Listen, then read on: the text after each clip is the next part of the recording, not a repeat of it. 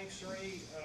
I'd like to recognize Pat Schwinn, who just gave up his Strategic Edge Alliance Breakfast Club. It was a great force for democracy. Pat, would you please stand? Thank you very much.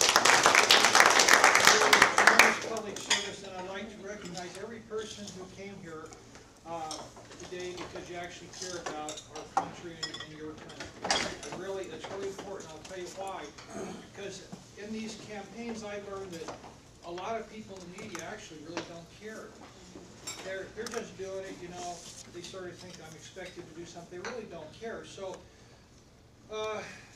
all sorts of different backgrounds out there.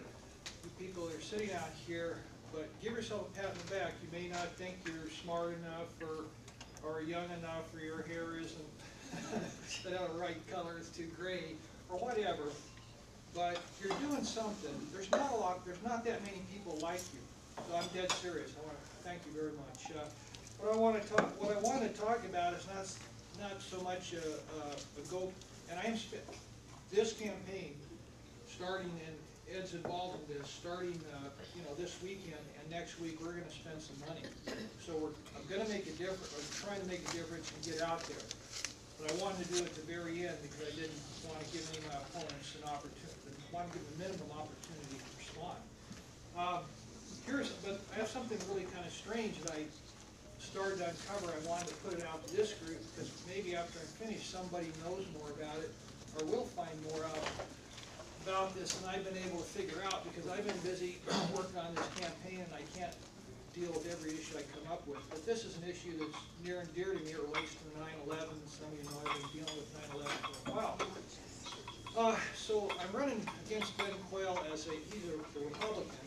Democrat is John Holberg. So Ben Quayle sends out this stuff to my house and I read it, and I've also So he sends out this mailer, and he says a lot of different things. And early on with Ben Quayle's campaign, I could see he's a 33-year-old young man, kind of a nice man, young person, and he's got a little bit of work experience, mostly as an attorney, and mostly, you know, sort of what's called transactional stuff, which is not a lot of litigation or real-world headbanging. Anyway.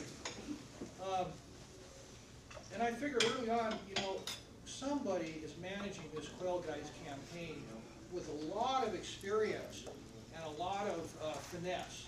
The Quayle campaign at the very beginning was very, very slick. So I kind of figured maybe a lot of these things really don't come from him. He wasn't even interested, as far as I can ascertain, in public issues 3 years ago. So whatever. Anyway, so. Here's a piece of literature that says the Obama administration has worked harder to bring the masterminds of 9/11 into the United States than they have to keep drug smugglers, illegal aliens, and terrorists out. There's two phrases there. The Obama administration has worked harder to bring the masterminds of 9/11 to the United States than they have to do other things. So he's not really approving anyone bringing the masterminds of 9/11 into the United States, is he? For trial. That's something that we shouldn't really be busy doing, should we? Right? Now he's an attorney. That's rather strange. I'm an attorney. Also, I worked as a deputy prosecuting attorney as well. And when you have the largest mass murder in the history of the United States and the largest crime against property in the United States, we have an attorney running who says it's not really smart to bring the masterminds of 9/11 into the United States, presumably for trial. He's got another piece of literature, exact same words, sent it to my home. So that kind of got me thinking, what is this? So then I started doing research on his contributors. And I think there's another filing that's due in a few days, but I got the one that came out a couple months ago. And he has 4 individuals that were original signatories of TNAC. Original signatories, only like 40 or 45 signatories. One of them is deeply involved in his own campaign.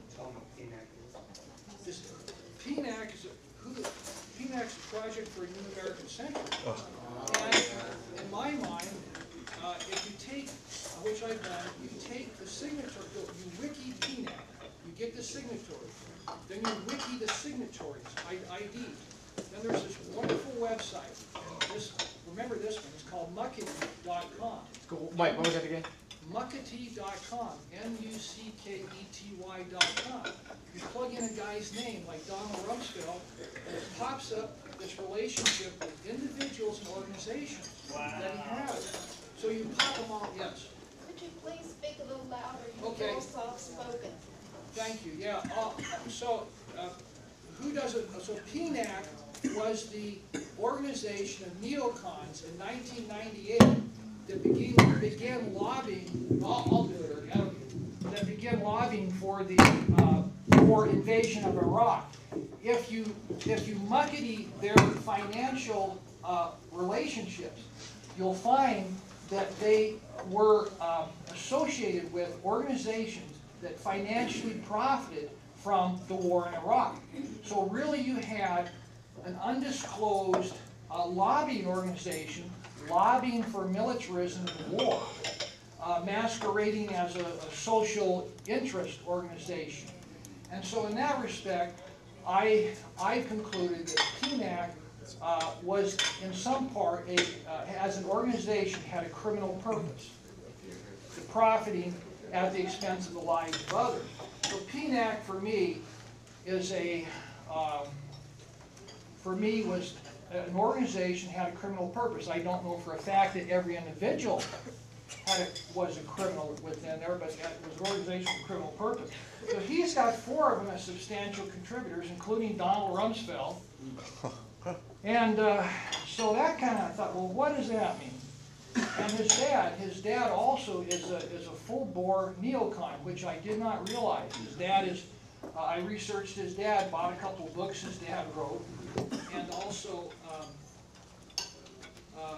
his dad is on a so-called think tank that's Use the mic, please. His dad is on a think tank, the Hudson whatever, that's full-bore neocon, what I would consider to be a murderous organization. His dad runs the international part of an investment corporation that's heavily invested in armament, okay, and in militarism. And then his dad was a PNAC signatory, and his dad's right in there in the campaign. So his dad was VP to Bush. His dad was VP to Bush, to the H.W. Bush. So, I mean, so yeah, all that is kind of, all that's kind of scary. So then I started thinking, because I got about 20 years of what we used to call trial attorney experience, but they now call it litigation experience. Whatever. And I got to thinking, you know what?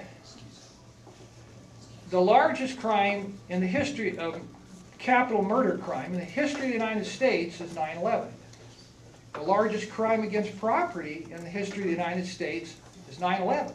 It's been 9 years. Has anyone ever been tried? No. Has anyone ever been charged? No. As a matter of fact, they've got a guy to confess. This gets worse. They've got a guy, what is it, Sheikh Mohammed or whatever his name is. They got him to confess, and the CIA has admitted as of 2004 they waterboarded the man 185 times and they sent him to a foreign country for further torture. So what that has done is destroy him at his ability to make a confession in an American criminal court. They've wiped out his mind, they've wiped out his emotions, they've killed him. He's still alive. They've still got him in jail. So what they're doing is making a situation where you cannot try in the United States criminal courts the so-called people who are the co-conspirators in 9/11. Now, it gets worse.